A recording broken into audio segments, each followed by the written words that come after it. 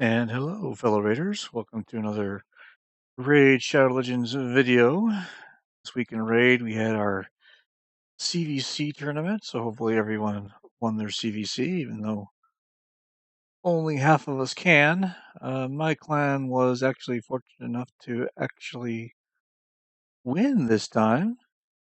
Those aren't the rings. I got some pretty terrible rings out of it, but that's okay. We're all the way down in tier 1, so we don't care. Other things going on in Raid, we've got a 10x event for some pretty spiffy champions, I'm not going to lie. Particularly CV. I bet there's a bunch of people pumping shards and spending money this weekend to get her. And in my last video, I stopped short on summoning voids because of stuff like this that happens.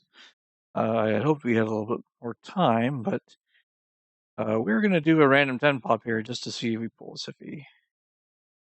I'm not counting on it, but it's 10 times Siffy, so I want to test my luck. And we'll hold our breath that we don't get just 10 rares. Keeper, who we already have. Padma, who we've got. Oh, no such luck. And Ashwalker, it's for the fusion. Alright, so no luck there, which was as expected. But like I said, we were also in an ongoing fusion, which is the topic of today's video. And as you can see, I've been working on the fusion. I've got one guy kind of done. I've got the chick from the champion training event. I don't think these epics are really worthwhile. But, there you have it. I only need to fuse 2 more. I could fuse an extra copy of somebody. I could fuse an extra copy of her if I really wanted to, but I don't really want to. But let's talk about this fusion champ and this fusion and thoughts on that. So, first of all, fusions versus fragments. So, some thoughts here. Fusions are incredibly expensive just to get to this champion. So if you aren't fortunate enough to pull any of the epics, you are spending 48 food, rank 3 food down here just to fuse all these guys up into these 4 stars. And these 4 stars are going to take you 16 4-star food to push into a legendary just to get your rank 5 legendary. So all the potions and all the food here is roughly about what it would take to 6-star or somebody. You're basically throwing a 6-star away in terms of food and potions to grab the scowl. And it's also a time limited event, right? You also only have typically 2 weeks and change to do it. On the contrary, there are these fragment summons that come along, and I think the last one we had was Versilf, another Knight Revenant Force champion, which is really weird. But you kind of just do the events and then collect the fragments, and there's no time limit. You don't have to spend resources, and just the way they've done them so far, fragments have been far, far superior. So I can just grab any of these guys and just leave them here until I feel like summoning them. Which, okay, it's great, but it's kind of like, but this was a system they had before to get us to keep champions and use food. And then they kind of threw that away and we're like, no, we do fragments. And they said, no, we'll go back to fusions. So we're only doing new champions. So, okay, fine. In my opinion, fragments have been a lot better so far. Fusions tend to be a big pain in the butt. And they can make either of these more or less painful based on how they tune all the events. Go away. It all really depends on where they are in the tuning of these numbers, right? They can make very easy events to grab rares and epics, or they can make very hard events. So that said, this is kind of an average fusion. This is kind of normal for what they've done for the last year and a half or so. Probably the worst fusions we've had are probably Tormund was a really tough one when that came out. Tormund's a good champion, but his fusion really sucked. But he was like all void champions. You had to get all these void potions because not very many people had void potions for the entire set.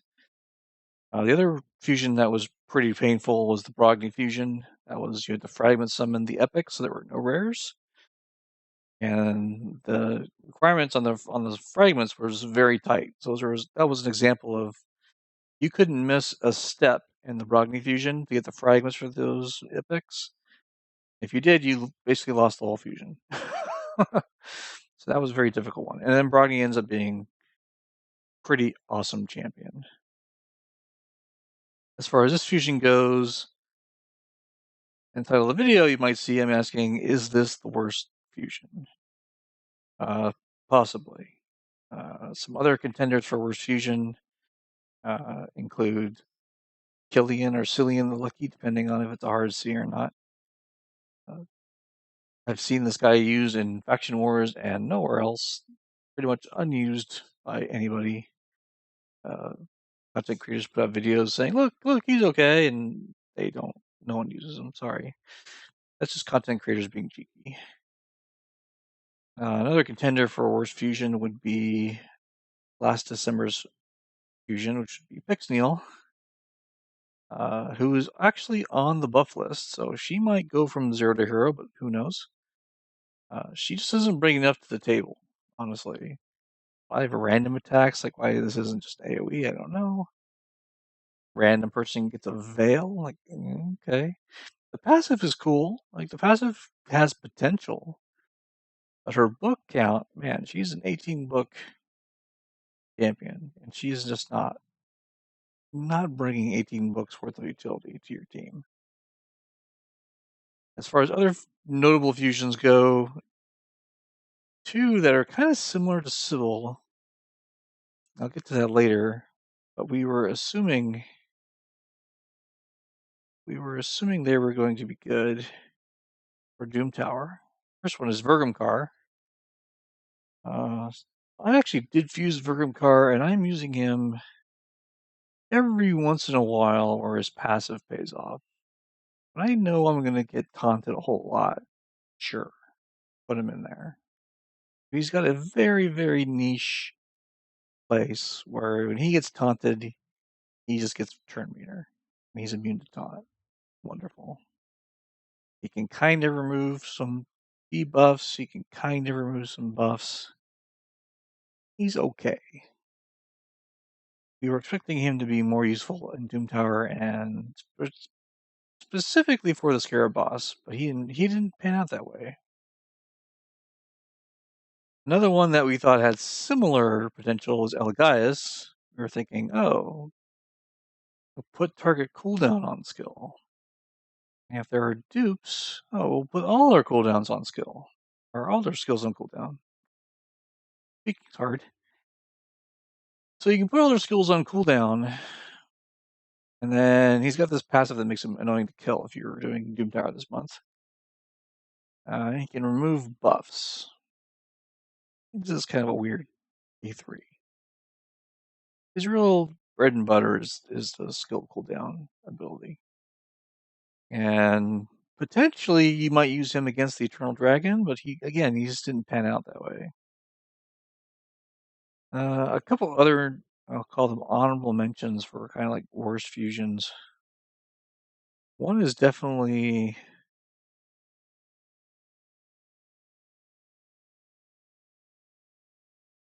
not an orc. Who was he? He was an Ogren. Cryptek. Cryptek was not that great when he first came out. He actually is better now. They buffed him. This used to be 5% poisons, but then they changed it to 2.5% poisons. So he actually is doing a bit more healing off of his A1. His A1 would just come to a draw, would just offset this damage. When he would A1, and then half the time, or whenever, not half the time, whenever this is up, he'll cast this instead. He won't cleanse your poisons, so he's mostly used for this ability to crank up your damage to 22.5% more than it would be. So he's not a bad support champion for Orban type. I built him for Faction Wars, and occasionally I'll use him in Arena just to throw the block buffs out there, but that's about it. And another honorable mention I wanted to point out was Yoshi, we had recently, and I thought, "Well, this guy looks pretty interesting." I'm probably just not at the gear level to use Yoshi. I geared him up, I maxed him out. Mine's actually already all the way built, and then I started taking gear back off of him because he just did not pan out very well. He can decrease accuracy, he can throw an HP burn off, he can throw an increase attack, he can increase accuracy, and he can use True Fear. Great. But these are kind of weak abilities, pretty hit or miss. He might be great for when Faction Wars comes out, which I'm kind of banking on. That's why I built him. He's kind of been disappointing, at least in what I've been using him so far. I don't do high end arena, so if someone is very very high end arena with Yoshi, then maybe he fits there. But do we have a new winner? Do we have a crowning champion in Cybele? Good question. So most people know her kit, so I'll just go ahead and into my thoughts on her. That's the first question that usually comes up with content creators is, or even like the C tier champs, would you build her and use her for Faction Wars? In my opinion, unless you have Rector Drath, unless you have another champion, this one, unless you have this champion here who can bring people back up, then you're probably not going to want to use Cybele. Because her passive revolves around she gets killed, she comes back. And her A2 that revives on death is probably not enough to do that. So if you have Rector, maybe. If you don't, maybe not. That's the way I'm evaluating it. As far as my team goes, I don't have Rector built. I have a Rector, don't have her built. But she's not going to make the team right now. I'd probably have to build Rector first and then build this chick to see if she would be any good. So that's the first category of where can I use this champion. Second category of where can we use this champion might be Doom Tower. She might be a Vergumcar Eligius. Someone that is intended to be useful in the third rotation of Doom Tower, which no one has seen yet. We've been teased a video of, hey, look, new bosses and stuff happens and blah, blah, blah. So she might be a sleeper for Doom Tower Rotation 3, where you hit a boss and go up. Now everyone has to build Mother Cybele. Who knows what her name is? Your name is Cybele. I'm calling you Cybele. As far as how we would build her, that requires some look at the skills here. So for the A1, AoE A1, which is great, based off of HP, which is actually pretty good as well, can place a slow or decreased speed debuff and fills her turn meter by 15%. A pretty good A1. Like, if we ignore everything else that we're about to look at, good A1. Great A1, actually. So on our A1, usually you want to use a crowd control set for someone who does this. So this is something like stun set, taunt set. You could use days, but most people don't use days. So some CC set would work pretty well on that A1. Her A2 does a revive on death and increased defense buff on everybody for 2 turns. So another place where she might fit in would be potentially a seer team. Most people who run seer, their supporting cast, as it were, usually doesn't include these buffs. Usually, you'll have like a Lydia. You might have a maybe an archmage, maybe a duchess. I use warlord in mine. My current team does not have an increased defense or a violent death buff, so if nothing else, she could just throw buffs up for CRD.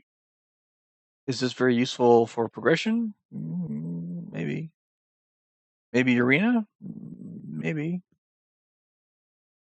Don't know. To be seen. No one's really played with her much yet. This is the one where you kind of scratch your head. Short version is the injured person gets block damage. The healthier person gets speed and turn meter. And then she also gets 15% because she skills buffs on herself. Looks like that's regardless of which way the swap goes. So she'll be healing herself next turn, and she might end up with a block damage or increased speed and bunch of more turn meter. That's okay. That's pretty good. Who would this be useful with? Probably someone like a Veil champion, someone like a Duchess. So Duchess comes in and throws up her AoE Veil on everybody, and she takes a bunch of hits, and then Cybele comes in and says, well, let's just swap you out here. That's the one place I can see it so far. That's about it. And she's got this wacky, I heal people when I die, and I heal people when I come back. And I boost her meter when I come back. Okay. And the only champion I can see that would really pair really well with this might be someone like Raglan. The Raglan, or even a Cardinal, might come back with a full turn meter, and then she can immediately act. Because otherwise, dying still costs you your turn meter. And most revives only bring you back to either no turn meter or 50% turn meter. Cardinal and Raglan bring you back at full turn meter. And then she's got the speed buff on the aura. So, yeah, I'm struggling with where I would even use her, aside from putting her in the vault and forgetting she exists. But I'm going to use her anyway. She's currently a contender for worst fusion of all time. She's probably in the conversation with those other characters that I rattled off. But if you find some way to use this character, and we're probably going to discover this over the next month when our whales and content creators actually build her out. You know, it remains to be seen, in my opinion. You might be a high-end arena champion. I don't do higher-end arena, so I'd place that value very low for my account personally. Or she might be DT number 3 rotation champion for one of the new DT bosses. Who knows? But who do you think's the worst fusion champion? Is this it? Is she the worst? She might be. If you have an opinion, let me know, and I will see you guys next time.